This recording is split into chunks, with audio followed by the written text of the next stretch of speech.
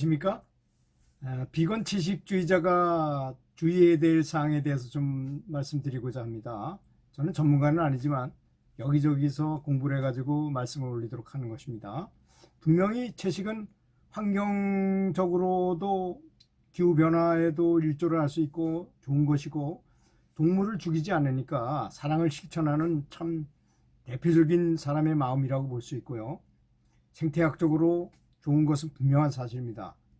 그렇지만 처음에 이제 육식을 하던 사람이 채식을 하잖아요. 그러면 엄청나게 몸이 좋아집니다. 얼굴 피부도 좋아지고 그냥 건강히 병도 막 고쳐주고. 그렇지만 그 채식이라 해가지고 처음에는 그런 걸 받을 수 있지만 영양을 균형적으로 하지 않았을 경우에는 오히려 부작용이 생기는 경우가 있었어요. 그래서 외국의 어떤 유튜버가, 여자분이 아주 굉장히 이쁘게 생긴 여자가 채식을 해가지고 비건을 굉장히 많이 선전하고, 그 사람이 너무나 유명해지니까 몇백만 명의 팔로워를 가지고 있고 뭐 돈도 많이 벌었어요. 식품회사에서 그 사람을 통해서 광고도 하고 했는데, 이 사람이 어느 날 보니까 부작용이 일어나는 거예요. 얼굴에 뭐 여드름이 나고 막 남자친구도 그래가지고 굉장히 고생하다가 여러 병원에 다니면서 여러 가지를 시도를 했는데도 불구하고 의사들은 한결같이 육식을 좀 해야지만 그게 영양 불균형을 할 수 있다 해가지고 사람이 생선을 먹은 거예요.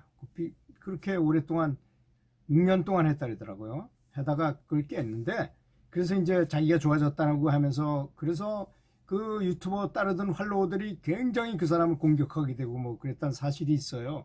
그래서 이런 사실을 보게 되면 우리는 그 사람을 비난하기 전에, 우리는 뭐 영양 때문에 또는 질병 때문에 채식하는 건 아니지만, 그 사람은 단순하게 건강, 자기 알러지가 있고 뭐 이런 체중이 너무 나가고 뭐 이런 것 때문에 했지만, 우리는 뭐 그런 건 아니지 않습니까? 뭐 정말 동물을 죽이지 않고 불살생을 하기 위해서 채식을 하는 거죠.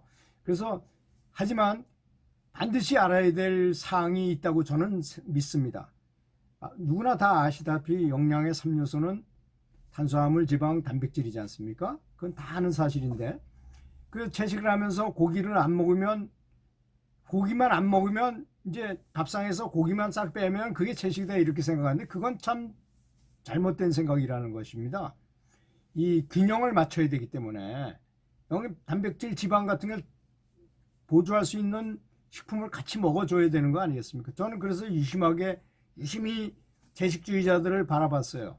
그랬더니 아무런 조치 없이 그냥 채식하는 사람은 굉장히 늙어 보이고 정말 영양 불균형이다라는 생각이 많이 들었고, 집에서 뭐 채식 러빙아웃을 했다거나 채식 식당을 했다거나 이래서 영양을 잘 챙겨 먹은 사람은 얼굴도 팽팽하고 체중도 안 빠지고 굉장히 주름도 없고 아주 굉장히 영양이 있어 보이고, 저 사람이 채식주의자인가 이렇게 느낄 정도로 아주 건강한 모습을 보이더라고요. 그래서 제가 느낀 것입니다. 수많은 사람을 보고 그렇게 느꼈어요. 그래서 이번에 처음 채식을 하면 뭐 과일을 갈아서 그냥 그것만 먹기도 하고, 뭐 밥 조금 먹고 감자 같은 거 먹고 빵만 먹고 뭐 이런 거가 채식이라고 생각을 한다는 거예요, 처음에. 그러니까 영양의 불균형일 수밖에 없는 것입니다. 그래서 첫 번째 부작용이 단백질 부족증이라는 것에 걸리게 된답니다. 그래서 이 단백질이 부족하지 않도록 여러 가지 방법이 있잖아요. 뭐 콩을 이용한다거나 하여튼 그 인터넷에서 검색하면 여러 가지 방법이 나오니까 그걸 해야 되고, 또 한 가지는 채소에는 칼륨이 많이 들어있다고 그래요. 근데 칼륨하고 나트륨하고 균형을 맞춰야 된다거든요. 나트륨은 뭐 알다시피 소금 아닙니까? 그래서 소금과 칼륨을 많이 먹고 소금을 적게 먹게 되면 이게 또 균형이 안 맞는데요. 그래서 소금을 WHO에서는 소금을 티스푼으로 하나는 먹어야 된다 이런 말을 했다는 것처럼, 그래서 요새는 저는 운동도 하기 때문에 약국에서 파는 소금정 있잖아요. 그거를 먹고 하긴 하는데, 그래서 또 비타민이나 미네랄 같은 것이 부족할 가능성이 아주 높아요. 그래서 비건 미네랄이라든지 비건 종합 비타민제 같은 거를 반드시 섭취해 줘야 된다고 합니다. 그걸 제일 많이 먹는 사람들이 미국 사람들인 것 같아요.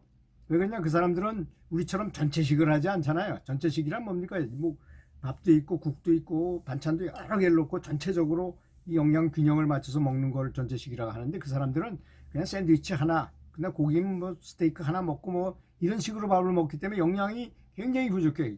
이게 불균형일 수가 없어서 그 사람들은 영양제를 아주 진짜 필수품처럼 먹고 있어요.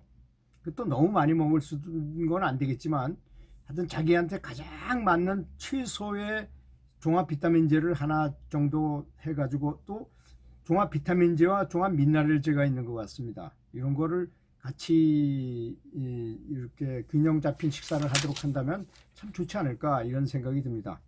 그리고 이제 탄수화물을 많이 먹게 되면 탄수화물은 남으면 이 지방으로 변해가지고 이게 살이 되잖아요. 그래서 이거 뭐 과일을 너무 많이 섭취한다거나 이렇게 하면 오히려 과체중이 나가는 그런 문제가 있다는 것입니다. 그래서 그 식품 영양학자가 이제 조사를 해보니까 28년 동안 12만 명이라는 수많은 사람들을 추적 조사를 했답니다. 그러니까 햄, 소세지, 붉은 고기 있잖아요. 고기를 먹은 사람들은 암에 걸리거나 질병에 걸릴 가능성이 아주 높다라는 것입니다. 조사 결과니까 뭐 제가 얘기한 게 아니고, 그래서 급기야는 WHO 세계보건기구에서 선포를 하죠. 가공육류가 1군 발암물질이다라고 얘기하는 충격을 받아 사람들이 엄청난 충격을 받았고, 고기류는 2군 발암물질이다 이렇게 조심하라 이런 얘기고, 특히 대장암은 육식을 과다 섭취한 결과라고 합니다. 그래서 이제 이렇게 된 이유를 가만히 생각해 보면, 이제 옛날에는 농사를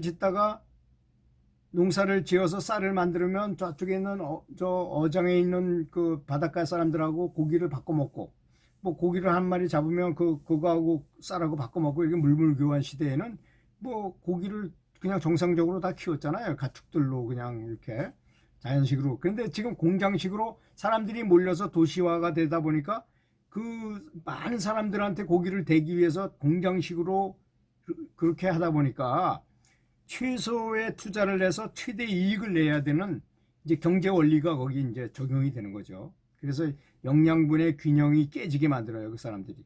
그래서 뭐 맛있게 먹음직스럽게 보이도록 하고, 또 아주 멋지게 아주 보임직하게 이렇게 보이도록 이렇게 만드는 데서 크나큰 문제가 생겼다고 하는 것입니다.